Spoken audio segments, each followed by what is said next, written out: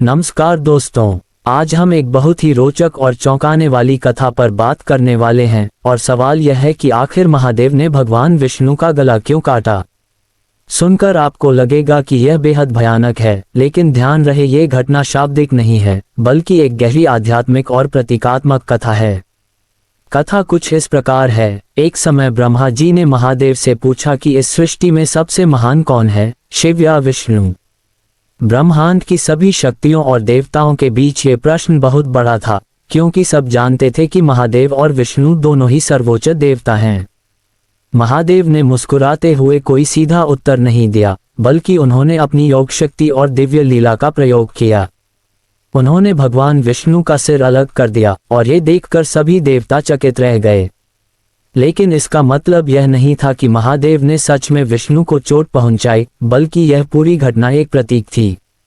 गला वह स्थान है जहां से वाणी और अहंकार प्रकट होते हैं। महादेव ने इसका प्रतीकात्मक रूप से काटना दिखाया ताकि यह संदेश दिया जा सके कि अहंकार और मैं सबसे बड़ा हूं की भावना ईश्वर में भी नहीं होनी चाहिए। भगवान विष्णु, जो सृष्टि के पालनहार और संतुलन के देवता हैं, इस घटना के बाद पुनः पूर्ण रूप में प्रकट हुए और महादेव को प्रणाम किया, जिससे ये स्पष्ट हुआ कि शिव और विष्णु अलग नहीं हैं, बल्कि एक ही चेतना के दो रूप हैं। ये कथा हमें ये भी सिखाती है कि सच्चा ज्ञान और शक्ति अहंकार में नहीं, बल्कि संतुलन, संयम और प्रेम में है। इस कथा में जो गहरा संदेश छिपा है वह ये है कि जीवन में श्रेष्ठता की प्रतिस्पर्धा व्यर्थ है और सभी शक्ति और ऊर्जा का मूल एक ही है। महादेव और विष्णु की यह लीला हमें यह भी याद दिलाती है कि कभी कभी रहस्य और प्रतीक ही सबसे बड़ा शिक्षा का साधन होते हैं।